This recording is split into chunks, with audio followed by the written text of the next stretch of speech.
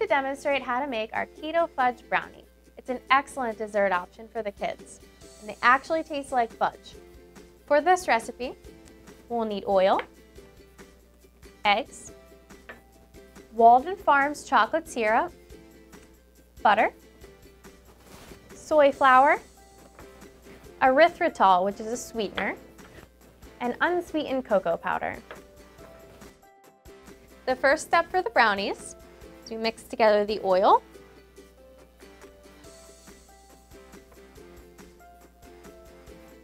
the egg, we have the Walden Farms chocolate syrup, mix that in.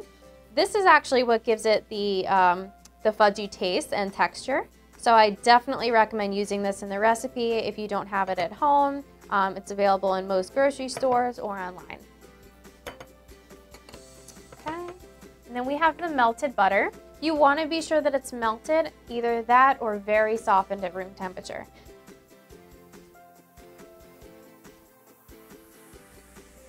Okay, now we have all of our wet ingredients in the bowl. Just going to give that a stir. Right, now that that's one mixture, going to mix together the soy flour into it. If you did want to substitute for a different flour, I would possibly recommend almond flour or hazelnut flour. The only thing to be aware of though is that soy flour has a consistency just as regular flour would. It's very fine and very smooth. However, other flours such as almond or hazelnut, they have a gritty texture to them, so the brownies won't exactly be the same, but they still will taste okay. We have the erythritol. Erythritol is a sweetener. It's allowed on the keto diet, and it's the only sweetener we have that is in powder form. It actually resembles sugar to the T. If you look at it, it's powdery. It has the sugar consistency if you sprinkle it on top of cookies. It actually has a bite to it, which is definitely great for this diet.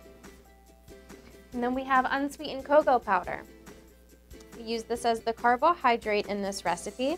If you would like to use a different carbohydrate, maybe you want to use something on the side, you can definitely do that. Just note that it won't be as chocolatey. Of course, we have the Walden Farms chocolate sauce, but the cocoa powder lends the natural chocolate flavor to the brownie. Okay, we're gonna give that all a stir. Now keep in mind, all of these ingredients have already been weighed ahead of time. When you're calculating this to your own personal meal plan, you might have more batter, you might have less, but typically it'll be around maybe like 2 to 6 brownies, depending on also which mold you use. Here we're going to be using a mini muffin pan. As you can see, it is a silicone mold. You can, however, use a metal or steel or whatever you use in your home kitchen. Okay. So I've already greased this ahead of time using non-stick cooking spray. You definitely want to use that no matter what pan you use. This batter will stick to the sides, so you want to ensure that when you're removing the brownies, they don't stick. So now, you scoop the batter into the muffin molds. You want to evenly distribute it into each muffin mold. The reason why is because when you're baking something, you want to be sure that all of the ingredients are baking at the exact same time. So if I put less in this one and more in that one, the one with less would finish baking first before the larger one. So you want to ensure they're all the same size. Now we'll place them in the oven for about 15 to 20 minutes until they're firm. Okay, the brownies are all done baking. So now we'll carefully remove it and set it down. Gently remove the brownies from the silicone mold or the muffin pan. They should pop out very easily though. As you can see, they're very dark in color. They look chocolatey. There we go. And that is the recipe for our keto fudge brownies. I hope your keto kid enjoys this.